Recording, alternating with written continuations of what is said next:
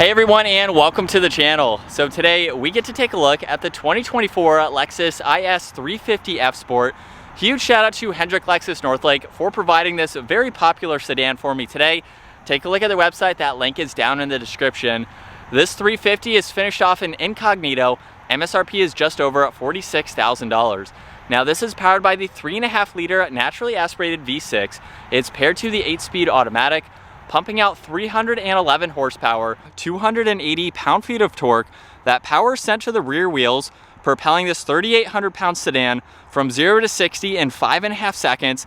It has a top speed of 144 miles an hour. It also has a fuel capacity of 17.2 gallons. You'll expect to see around 20 miles per gallon in the city, 28 out on the highway. This also has a wheelbase of 110.2 inches. Its overall length is 185.4. It has a width of 72.4, a height of 56.6, and its ground clearance measures in at 5.5 inches. Now, as we work our way to the exterior styling, this definitely has a great look to it, especially in incognito, which is a very popular color. Now, there's gloss black for the entire grille. It's even on the surround for that hourglass design. The Lexus logo is the forward sensor. There's also a lot of gloss black in the lower section, as well as on the inlets on both sides, and LEDs for the headlights, DRLs, and turn signals. And then some really nice lines that come down the hood. They meet nicely with the corner of the hourglass grille there, and then there's plenty of cutouts in the far corners there as well, just to give it a really nice sporty look. Now, as we work our way to the side, this has a really nice set of wheels with that multi-spoke design to them. There's also the F Sport badge. This has the F Sport tuned suspension as well. There's the 3-tone design for the side mirrors with the body colored chrome gloss black. There's also the turn signal. There's a sunroof up top, some more of that chrome trim surrounding the windows, and some very nice angles running down the side. Just gives it a really nice look.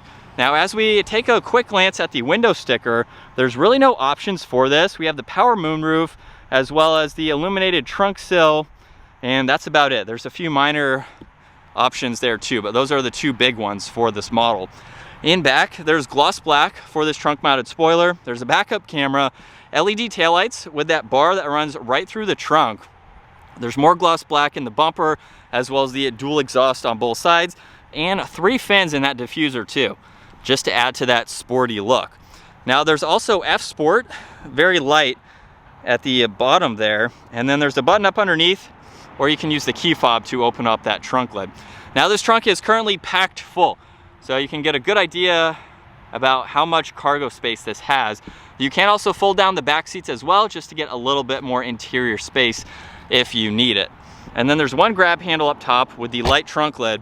It's easy to close. So this is an incredibly practical daily driver. You can fit in a lot of items. As we work our way to the back seats now, a little bit simple on the door panel there. You have your window control along with the release handle. No storage in the lower section of the door, which is very interesting to see. But as we hop in now at 5'10", I have a good bit of space. There's storage pockets, you get your climates there. Pretty big pillar or bulge right in the middle there for your middle passenger. And then as far as headroom, I'm basically touching the headliner here. So it's a little bit on the smaller side, but it's still doable if you're not looking for a large sedan. You have the armrest here, no cup holders in it, and then a good size for the pillar there, but you can easily see around it.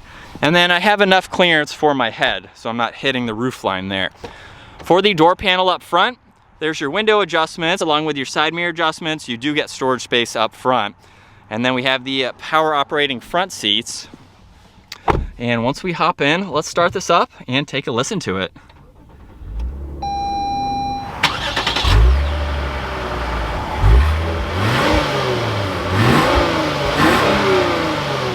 And coming back to the gauge cluster now, left side there's the engine temperature as well as RPM. Right side is fuel level and miles per hour. And then you have the small LCD screen in the middle where you can use these controls on the right side of the steering wheel to further get through all of this. So you have quite a lot that you can scroll through on the information page there.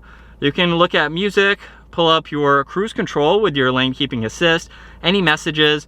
There's also some of the standard safety features that you can pull up and turn on and off as needed.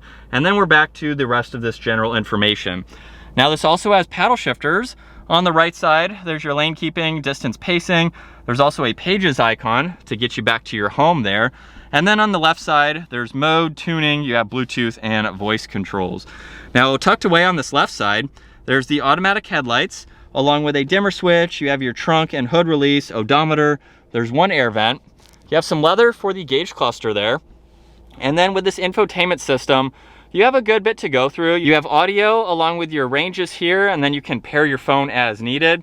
You can also use the pad down below to get to your home here. So you have icons like your apps that you can get into as needed. You can also go back, get into your setup. You have your climates, so you can further adjust that. So it is a touchscreen system, or like I was using, you have home along with menu and that trackpad to get through the rest of that information. Now there's an air vent on both sides with the clock right in the middle. You have these scrolling dials for the temperatures with your fan speed. You have recirc, all of the rest of those adjustments, a CD player with those controls, along with power and volume and tuning. There's also heated seats for this model. And then you also have this rotary dial where you can go through a few different driving modes. So you'll notice by park there's eco, sport, and then normal. Nothing else changes, just that lower section there. There's a snow mode, traction control, auto hold. If I put this into reverse now, there's the backup camera with two different angles here. So you can use those as needed. You have drive, you can shift here or use the paddle shifters. You get some auxiliaries with a little bit of storage in the armrest, and then you have plenty of room in the glove box there.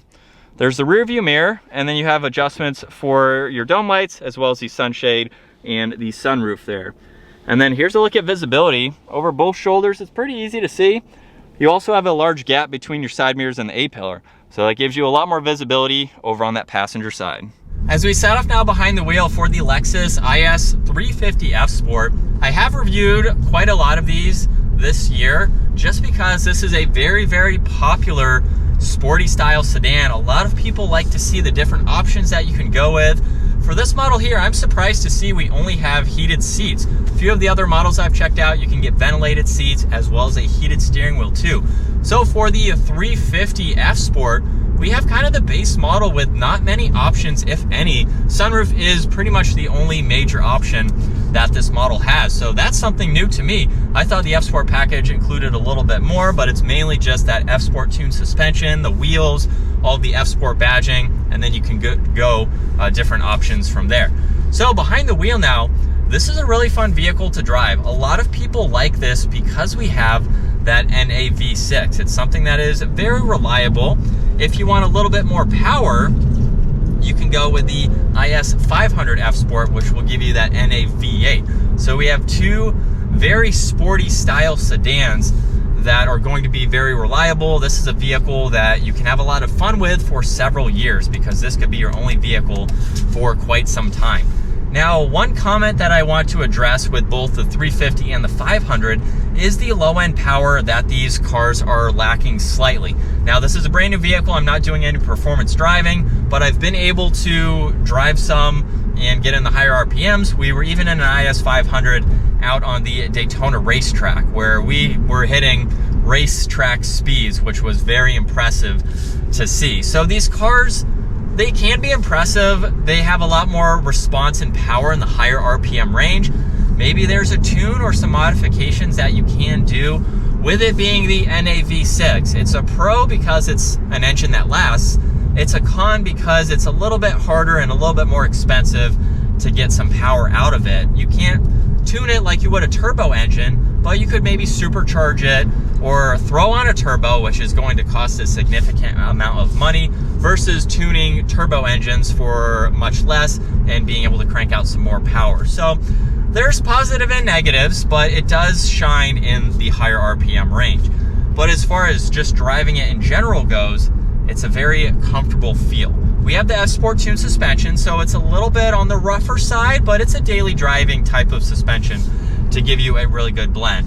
It's also very quiet, comfortable. I can see why this is a popular sedan to drive. It is on the smaller side though, so again, if you need a little bit more space as well, you can go with the IS500. I could be fine in the back seat space there, but it's a little on the smaller side. So if you're not looking for a large sedan, it's still practical for the best of both worlds. So it's really a good vehicle for the best blend of everything,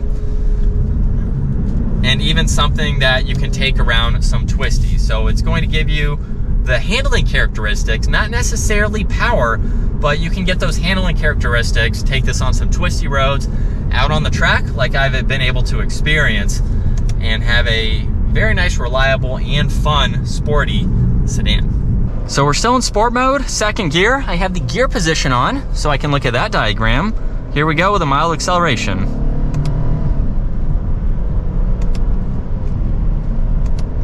The paddles are very responsive as well, and like I mentioned, you are going to get some more response and just overall a general better feel in the higher RPM range. So with a brand new vehicle, I'm unable to do that, but from what I've heard from actual 350 owners is that you get in the higher RPM and you get a lot more responsiveness for this NA engine. But this is what it's like to be behind the wheel for the IS350. Definitely a very luxury focused vehicle. We don't have a lot of options. So if you want that kind of luxury vibe with some nice materials, but you don't want too much technology, that is what draws people to both Lexus and Toyota, because they will give you that reliability without giving you a million bells and whistles.